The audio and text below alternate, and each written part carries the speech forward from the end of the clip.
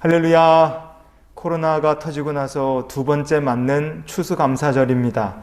더 각별하게 하나님께 감사드리는 귀한 감사의 절기 주일이 되었으면 좋겠습니다. 추수감사절을 맞이해서 우리가 하나님 앞에 한 가지만 딱 준비할 수 있다면 우리가 준비해야 될 것이 무엇이겠습니까? 추수감사 헌금일까? 아니면 화려하게 꾸민 제단의 장식일까? 아니면 무슨 특별한 행사일까? 그것이 아니라고 생각합니다. 만약에 우리가 단 한 가지만 하나님 앞에 이 추수감사를 위해 준비할 수 있다면 우리가 준비해야 될 것은 뭐니 해도 감사드리는 마음인 줄 믿습니다. 여러분, 우리가 감사드리는 마음 준비해서 하나님께 모든 영광 돌려드리고 하나님을 기쁘시게 하는 추수감사를 보낼 수 있기를 원합니다. 그래서 오늘 말씀을 통해 우리가 이 추수감사해 주시는 하나님의 마음을 같이 한번 나눌 수 있기를 원해요. 골로새서 3장 15절 말씀을 다시 보시면요. 그리스도의 평강이 너희 마음을 주장하게 하라. 너희는 평강을 위하여 한 몸으로 부르심을 받았나니 너희는 또한 감사하는 자가 되라. 아멘. 우리가 주님 안에서 천국 백성으로 부르심을 받았습니다. 그렇기 때문에 부르심을 받은 성도는 무엇을 해야 되느냐? 너희는 또한 감사하는 자가 되어야 한다. 성경은 우리에게 이렇게 말해줍니다. 감사하는 자다, 이렇게 번역이 된 헬라어 본문이 유카리스토이라는 말입니다. 이 말은요, 어디서 나왔는가? 감사라는 헬라어 유카리스토스라는 말에서 나온 말입니다. 초대교회가 감사라는 것을 이야기할 때 왜 유카리스토스라는 말을 사용했겠습니까? 그것은 감사란 하나님의 은혜와 아주 밀접한 관계가 있기 때문에 그렇습니다. 유카리토스라는 말은요, 둘로 딱 쪼갤 수 있습니다. 하나는 전치사 유, 또 하나는 하나님의 은혜를 가르치는 카리스, 이 두 개를 딱 합쳐놓은 게 유카리스토스라는 말입니다. 그래서 이 말을 직역을 해보면 그 귀한 은혜, 우리가 이렇게 이 유카리스토스라는 말을 읽어볼 수 있습니다. 그러면 누구의 그 귀한 은혜입니까? 황제인가요? 세상의 부자나 권력자들입니까? 아닙니다. 우리를 지으신 창조주 하나님의 귀한 은혜, 나를 구원하신 구원자 예수님의 은혜, 우리와 함께 하시는 보혜사 성령님의 은혜를 가리키는 말입니다. 그래서 유카리스토스, 성경이 말하는 감사는요, 하나님의 은혜와 이렇게 밀접한 관계를 가지고 있습니다. 오늘 말씀은 너희는 또한 감사하는 자가 되라 그랬어요. 우리가 이 감사와 하나님의 은혜가 이렇게 밀접하다는 걸 생각하면서요, 성도인 우리가 그러면 무엇에 대하여 감사해야 될까 같이 한번 생각해 봤으면 좋겠습니다. 자, 첫 번째로 성도인 우리는 무엇에 대하여 감사하는 자가 되어야 하겠습니까? 하나님의 은혜에 감사하는 자가 되어야 합니다. 재물이 많으면 참으로 감사할 수 있을까? 아닙니다. 인생이 즐겁고 행복하면 우리가 하나님께 감사할 수 있을까? 그것도 아닙니다. 하나님께 우리가 감사드릴 수 있는 비결은 바로 하나님께서 우리에게 베풀어 주신 그 귀한 은혜가 있을 때 우리가 참으로 하나님 앞에 감사드리며 살 수 있는 것입니다. 여러분, 우리가 하나님께서 베풀어 주신 은혜가 없다. 그것은요, 우리가 하나님을 잊어버릴 때 그렇게 됩니다. 하나님을 잊어버리면 은혜가 사라집니다. 은혜가 사라지면 성도의 삶에 무엇도 같이 사라지느냐? 감사가 같이 순식간에 사라져 버리는 거예요. 시편 50편 22절을 보시면요, 하나님을 잊어버린 너희여 그랬습니다. 여러분, 시편 말씀을 보면요, 이 시인이 하나님을 잊어버린 사람들에게 여러분 이것을 꼭 기억해야 한다, 이렇게 생각을 하라고 간곡하게 당부를 합니다. 무엇을 꼭 생각하라고 간곡히 말하는가? 감사를 꼭 생각하라고 이야기해요. 그래서 시편 50편 23절에 보시면요, 감사로 제사를 드리는 자가 나를 영화롭게 하나니 그랬어요. 제사가 무조건 하나님을 영화롭게 하느냐? 절대 그렇지 않습니다. 감사로 제사를 드릴 때 우리의 예배가 하나님을 영화롭게 하는 것입니다. 감사가 없는 제사, 감사가 없는 예배는요, 하나님을 슬프시게 하는 것이고 하나님을 진노케 하는 일입니다. 하나님께서 그 예배, 감사가 없는 예배는 받지 않으세요. 그래서 감사 없는 제사를 드리는 사람, 하나님을 잊어버린 사람들은요, 오히려 하나님께서 찢어버리시겠다 말씀하고 있는 것입니다. 성도 여러분, 우리가 참된 기독교 신앙을 지킬 수 있는 비결이 어디에 있을까? 바로 그것은 본질을 지키는 것이라고 생각합니다. 상황이 어떻든 형편이 어떠하든 우리가 지금 살고 있는 시대에 제도나 사회의 시스템이 어떠하든 그것을 초월해서 하나님의 은혜에 감사하며 사는 것, 그것이 기독교 신앙의 본질인 줄 믿습니다. 여러분, 기독교 신앙, 기독교 역사가 2000년이 넘었죠. 이 긴 세월 동안 우리가 믿는 이 기독교 신앙은 정말 많은 시대와 사회와 제도를 뚫고 왔습니다. 황제가 다스리는 로마 제국이었죠. 그 시대에도 교회가 있었습니다. 중세 봉건 시대에도, 암흑기라고 말하는 그 시대에도 교회가 존재했어요. 산업혁명 시대에도 교회가 존재했습니다. 온 세상이 전쟁의 광기에 휩싸인 1차 세계대전, 2차 세계대전, 태평양 전쟁 같은 그런 엄청난 시대에도 기독교가 존재했습니다. 그리고 온 세상이 공산주의 이념과 맞서 싸우기 위해 냉전을 벌이고 세상이 둘로 쪼개졌던 냉전의 시대에도 기독교는 엄연히 존재했습니다. 인터넷이 발달해서 온 세상이 인터넷으로 연결되는 이 시대에 전염병이 또 세상을 창궐하여 이렇게 힘들게 만드는 이 시대에도 여전히 기독교가 존재하고 있습니다. 한번 생각해 보십시오. 황제가 다스리던 그 머나먼 시절부터 시작해서 인터넷 세상이 된 21세기까지 기독교 신앙이 살아남을 수 있었던 비결은 과연 무엇일까? 하나님의 은혜에 감사하며 사는 것이 시대를 초월한 기독교 신앙의 본질이었기 때문에 그렇습니다. 수많은 성도들이 본질을 지킨 거예요. 하나님께 감사하며 삽니다. 상황을, 환경을, 시대를, 제도를 초월하여 하나님께 감사하며 살았어요. 그 결과 기독교 신앙은 그 오랜 세월을 견뎌낼 수 있었던 것입니다. 여러분, 오늘 우리가 처해 있는 상황과 환경을 한번 생각해 보십시오. 어떤 고난을 만났는가? 우리가 지금 어떤 상황 속에 놓여 있는가? 여러분, 그거 우리가 먼저 생각하지 말고 우리가 해야 될 신앙의 본질, 지켜야 될 핵심은 무엇이냐? 하나님의 은혜에, 그 귀한 은혜에 감사드리며 사는데 영적인 초점 맞추는 우리 모두가 될 수 있기를 원합니다. 그때 우리가 진정으로 감사드리며 하나님께 영광을 돌려드리는 성도가 될 줄 믿습니다. 이 어려운 때에도 신앙의 본질, 감사드리는 것을 지키는 저와 여러분이 될 수 있기를 주님의 이름으로 축원을 드립니다. 두 번째로, 성도인 우리는 무엇에 대하여 감사하는 자가 되어야 되겠습니까? 두 번째는 하나님께서 베풀어 주신 은혜를 깨닫고 감사하는 것입니다. 우리가 감사를 드리려고 하면 도대체 하나님께서 우리한테 해주신 게 뭔가, 이거는 좀 제대로 알아야지 감사를 확실히 그리고 쉬지 않고 변함없이 드릴 수 있지 않겠습니까? 하나님께서 우리에게 해주신 일이 무엇인가, 우리가 이미 받은 은혜가 무엇인가, 골로새서 1장 12절부터 14절까지 말씀에 잘 나와 있습니다. 같이 한번 읽어보시겠어요? 우리로 하여금 빛 가운데서 성도의 기업의 부분을 얻기에 합당하게 하신 아버지께 감사하게 하시기를 원하노라. 그가 우리를 흑암의 권세에서 건져내사 그의 사랑의 아들의 나라로 옮기셨으니 그 아들 안에서 우리가 속량 곧 죄사함을 얻었도다. 아멘. 성도가 감사해야 될 것이 무엇인지 여기 잘 나와 있습니다. 하나님께서 우리에게 베풀어 주신 은혜가 뭐야? 첫 번째, 우리를 자녀 삼아 주셨어요.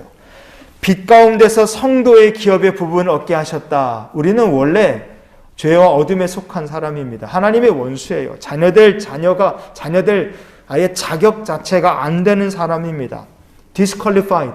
우리는 아예 자격이 무자격자들이에요. 그런데 하나님께서 우리를 qualified, 하나님의 자녀 삼아 자격을 부어주신 거예요. 그 은혜에 우리가 감사드리고 그 은혜를 또 감사하며 사는 믿음의 성도가 될 수 있기 원합니다. 우리를 자녀 삼아주신 하나님 은혜 감사드립니다. 두 번째로 우리가 감사해야 될 것이 뭡니까? 하나님께서 우리를 건져주셨어요. 그래서요, 흑암의 권세에서 건져내사 그랬습니다. 하나님께서 우리를 흑암의 권세에서요, 그냥 탁 하나님의 손으로 붙들어서 건져주신 거예요. 세 번째는 뭡니까? 건져주신 다음에 우리를 옮겨주셨다 그랬어요. 하나님께서 우리를 그의 사랑의 아들의 나라로 옮겨주셨습니다. 마귀가 절대로 우리를 다시 그 사랑의 나라, 하나님께서 옮겨주신 그 구원의 자리에서 우리를 마귀가 다시 탈취해가지 못할 것입니다. 네 번째는 뭡니까? 우리를 속량하여 구원해 주셨습니다. 누구든지 예수님을 자기의 구주로 영접한 사람은요, 죄 사함을 받습니다. 여러분, 그 어떤 죄라 할지라도 예수 그리스도의 보혈의 공로 의지하면 다 용서받고 새 사람이 되고 새 부대가 될 수 있습니다. 그래서 예수님을 믿으면 죄 사함을 받게 되고 새로운 피조물이 되는 거예요. 자녀 삼아주시고 건져주시고 옮겨주시는 겁니다. 자녀를 삼아주셨죠. 우리를 건져주셨죠. 하나님의 나라로 옮겨주셨죠. 속량하시고 구원해 주셨죠. 하나님께서 이런 은혜들을 우리들에게 이미 베풀어 주셨습니다. 이런 은혜를 깨닫게 될 때 우리의 신앙생활의 모습이 어떻게 되겠습니까? 어떤 환경이 있든 어떤 상황에 처했든 어떤 문제가 있든지 그 속에서도 하나님께 감사드리고 하나님께 예배드리고 우리의 믿음을 지키는 그런 신앙을 우리가 가지게 될 줄 믿습니다. 중국은 요즘 전 세계적으로 아주 밉상이죠. 중국 사람들 하는 거 보면 참 못됐고 아주 얄밉습니다. 하지만 우리가 여전히 중국을 위해서 미워만 하지 말고 기도해야 됩니다. 왜냐하면 중국에는요, 하나님의 백성들이 생각보다 굉장히 많이 있기 때문에 그래요. 2017년도에 중국의 공산당원 숫자가 8,956만 명 정도 되었습니다. 굉장히 많죠. 그런데 같은 그 2017년도 기준으로 중국에 있는 기독교인의 숫자는 약 1억 명 가까이 되었습니다. 중국에 있는 기독교인의 숫자가 공산당의 숫자를 이미 넘어선 거예요. 미국의 침례교단이 조사를 했는데 최근에 조사한 바에 따르면 지금 중국에는 나는 기독교인이요, 내가 예수를 나의 그리스도로 영접했소, 이렇게 자기를 크리스찬이라고 말하는 사람들의 숫자가 1억 2,900만 명에 달한다고 합니다. 박해 속에서 오히려 더 큰 부흥의 역사가 중국 땅에서 지금 일어나고 있는 것입니다. 그런데 그래서 그런가 이 중국 정부는 2018년도부터 중국 안에 있는 기독교를 아주 잔인하게 박해하고 있습니다. 많은 선교사님들이 2018년도에 동시다발적으로 중국에서 쫓겨나는 사건도 있었어요. 그게 바로 중국 공산당이 기독교에 대해서 위기를 느끼고 있다는 증거입니다. 그리고 나서 중국 공산당이 교회에 무엇을 요구하는가? 중국 교회에 이런 것들을 요구하기 시작했어요. 예배 시간에 이 예배당 안에다가 중국 국기인 오성홍기를 걸어라. 그리고 예배당 안에 시진핑의 초상화를 갖다가 걸어라. 이런 걸 요구했습니다. 예배 시간에 하나님을 찬양하지 말고 중국 공산당을 찬양해라. 그리고 더 나아가서 설교를 할 때는 하나님께 감사하는 설교하지 말고 공산당의 은혜에 감사하는 설교를 해라. 이렇게 위에서 공산당이 교회들을 막 핍박하고 들어오는 거예요. 이런 걸 거부하면 어떻게 하겠습니까? 정상적인 교회는 이런 걸 거부하죠. 왜? 우상숭배고 절대로 받아들일 수 없는 부분이니까요.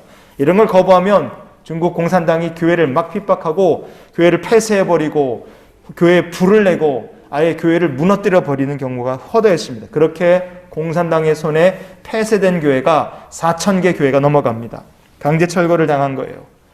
그런데 제가 봤던 것 중에 참 감동적인 사진이 하나 있었어요. 중국의 저장성의 한 기독교인들이 교회를 철거하려는 공안에 맞서서요, 자기들 몸을 십자가에다가 끈으로 묶고 저항하는 모습을 사진으로 봤습니다. 정말 그 모습이 참 감동적이더라고요. 여러분, 중국 사람들은요, 이기적인 사람들입니다. 얼마나 이기적인지 몰라요. 내 일이 아니라 남의 일이라면 옆에서 사람이 피 흘리고 쓰러져 있어도 눈 하나 깜짝하지 않습니다. 중국 사람들은 돈이 우상이에요. 이 사람들에게 신앙이란 것은, 하나님은 돈입니다. 돈. 그게 중국 사람들이에요. 그런데 그런 사람들이 공안이 와서 잡아갈지도 모르는데 십자가에 자기 몸을 묶고 교회를 철거하지 말아라, 십자가를 무너뜨리지 마라, 그래서 자기 몸을 그렇게 묶고 공안한테 저항을 한다? 이거는 상상을 못할 일입니다. 공산주의 사상에 세뇌되고 공산사회에서 수십 년을 살아온 사람들이 공산당에 맞서서 신앙을 지키기 위해 그렇게 선다는 것은 놀라운 일이에요. 어떻게 이들이 그렇게 변할 수 있었을까? 어떻게 이런 사람들이 공산당에 저항해서 십자가에 자기 몸을 묶는 인생으로 변화될 수 있었을까? 하나님께서 베풀어 주신 은혜를 그들이 듣고 깨닫고 믿고 감사하며 살게 되었기 때문에 그렇습니다. 여러분, 우리가 십자가에 묶인 삶이 될 수 있기를 원합니다. 우리도 십자가에 묶인 삶이 되기를 원해요. 그렇게 되려면 우리에게 필요한 것이 무엇이겠습니까? 성경에 보면 신명기에 이런 말씀이 있습니다. 신명기 29장 4절 같이 보시겠어요? 그러나 깨닫는 마음과 보는 눈과 듣는 귀는 오늘까지 여호와께서 너희에게 주지 아니하셨느니라. 아멘. 가만히 보면요, 광야의 시험을 통과하고 젖과 꿀이 흐르는 땅에 들어가기 위해서 꼭 필요한 것 세 가지가 여기 나와 있습니다. 깨닫는 마음, 보는 눈, 그리고 듣는 귀, 이 세 가지요. 여러분, 광야의 시험을 통과하는 사람들에게만 필요한 것이 아닙니다. 이 험한 세상을 믿음 지키며 통과해서 하나님 나라에 가야 될 순례자인 우리들에게도 하나님께서 깨닫는 마음을 주시고 볼 수 있는 눈을 주시고 들을 수 있는 귀를 열어주실 수 있기를 주님의 이름으로 축원을 드립니다. 어떤 사람들에게 하나님께서 깨달을 수 있는 마음, 보는 눈, 들을 수 있는 귀를 열어주셨을까? 이 사람들은 하나님께 감사드리며 산 사람들이에요. 여러분, 날마다 우리가 하나님의 은혜에 감사하고 그러면 깨닫게 하시고 하나님의 역사하심 보게 하시고 주의 음성을 듣게 하셔서 우리의 발걸음이 마침내 주님이 약속하신 축복의 땅으로 인도함을 받게 하실 줄 믿습니다. 우리가 평생의 신앙의 본질, 하나님께서 보시기에 참 귀하고 아름다운 믿음의 본질을 지키면서 주신 은혜에 감사하며 사는 믿음의 백성들이 될 수 있기를 예수님 이름으로 축원을 드립니다. 자, 마지막으로 성도인 우리가 무엇에 대하여 감사하며 사는 자가 되어야 되겠습니까? 마지막은요, 모든 것이 하나님께서 주신 선물임을 감사하며 살아야 합니다. 신명기 8장 18절에 보면요, 내 하나님 여호와를 기억하라. 그가 내게 재물 얻을 능력을 주셨음이라. 이같이 하심은 내 조상들에게 맹세하신 언약을 오늘과 같이 이루려 하심이니라. 아멘. 하나님께서 이스라엘 백성들에게 재물 얻을 능력을 주시겠다, 이렇게 말씀하셨어요. 그리고 그것이 언약을 이루는 것이다, 이렇게 얘기하십니다. 그러나 우리가 이 말씀을 보면서요, 하나님께서 경고하신 것이 있다는 것을 잊지 말아야 됩니다. 무엇을 하나님께서 경고하시느냐? 물질의 풍요함을 주신 분은 하나님이십니다. 이거를 기억하지 못하는 순간에 이 풍요로운 물질이 축복이 되는 것이 아니라 재앙이 된다는 것을 절대로 잊어버리지 말라고 하나님께서 말씀하셨어요. 여러분, 우리가 물질의 풍요, 복받고 하나님께서 주신 것 가지고 걱정 없이 살고 선한 일 하면서 살 수 있기를 원합니다. 그러나 물질의 풍요로움이 내 삶의 재앙이 되지 아니라면 우리가 무엇을 꼭 잊지 말아야 합니까? 우리가 가진 모든 것이 하나님께서 잠시 주신 선물이고 맡겨주신 하나님의 것이라는 것을 잊지 않았으면 좋겠어요. 우리가 처음에 말씀을 나누면서 유카리스토스라는 말을 살펴봤죠. 감사라는 것은 하나님께서 우리에게 베풀어 주신 그 은혜에서 출발한다고 했습니다. 내 삶에서 감사란 하나님께서 베풀어 주신 은혜에 감사하고 그 은혜를 간구할 때 내 삶의 모든 것이 하나님께 주신 선물이라는 고백에 우리가 도달할 수 있는 것입니다. 하나님께서 제게 주신 모든 것이 다 하나님의 선물입니다. 제가 누리고 갖고 있는 이 모든 것 하나님께서 주신 것입니다. 여러분, 우리가 이런 믿음을 갖게 될 때 하나님께서 그 성도의 삶에 맹세하신 언약을 이루어 가시는 축복의 삶이 되게 하실 줄 믿습니다. 오늘 말씀을 마치면서요, 한번 생각해 보기 원합니다. 감사라는 말이 들어간 성경 구절이 성경 전체를 통틀어서 188절이 나옵니다. 그런데 그 중에서요, 74절은 시편에 감사라는 말이 등장해요. 이 감사라는 말이 들어간 시편의 74절을 보면 거의 대부분 누구의 시인가? 바로 다윗의 시입니다. 이것만 봐도 왜 다윗이 하나님께서 기뻐하시는 사람이었고 그를 왜 복 주셨는지 우리가 그 이유를 충분히 알 수 있습니다. 다윗 어떤 사람입니까? 하나님께서 베풀어 주신 은혜를 깨닫고 기억하고 감사하며 살았던 사람이에요. 너희는 또한 감사하는 자가 되라. 오늘 말씀입니다. 우리들에게 주시는 하나님의 말씀이에요. 우리가 또한 감사하는 자가 되려면 어떻게 살아야 될까요? 다윗처럼 감사하며 사는 성도가 될 수 있기를 원합니다. 성도 여러분, 참 어려운 시절을 우리가 지나갑니다. 마음껏 모일 수도 없어요. 경제가 이게 좋지가 않으니까 우리가 하나님을 위해서 마음껏 섬기거나 뭘 하는 것도 선뜻 쉽지 않습니다. 재정 상태가 어려워진 성도들, 재정 상태가 어려워진 교회들 참 많습니다. 그런데 우리가 이 감사절을 또 보내요.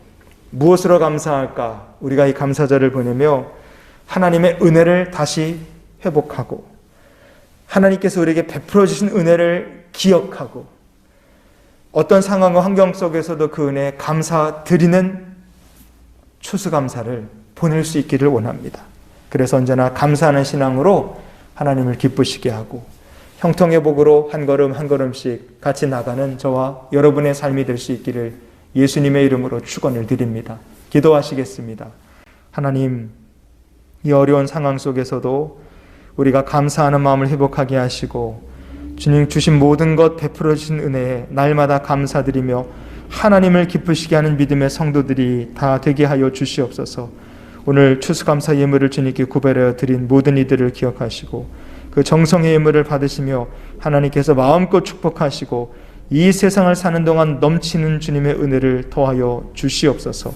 이제는 우리를 사랑하신 우리 구주 예수 그리스도의 크신 은혜와 하나님 아버지의 크고 놀라우신 사랑과 성령님이 함께 동행하시며 내주 교통 역사 충만케 하시는 은혜가 추수감사로 하나님 앞에 감사의 제사를 드리고 평생 감사로 살 것을 다짐하며 나가는 이 귀한 성도들의 앞날 위에 성부 성자 성령의 도우시는 은혜 넘치는 축복이 지금부터 영원토록 함께 하시기를 축원하옵나이다. 아멘.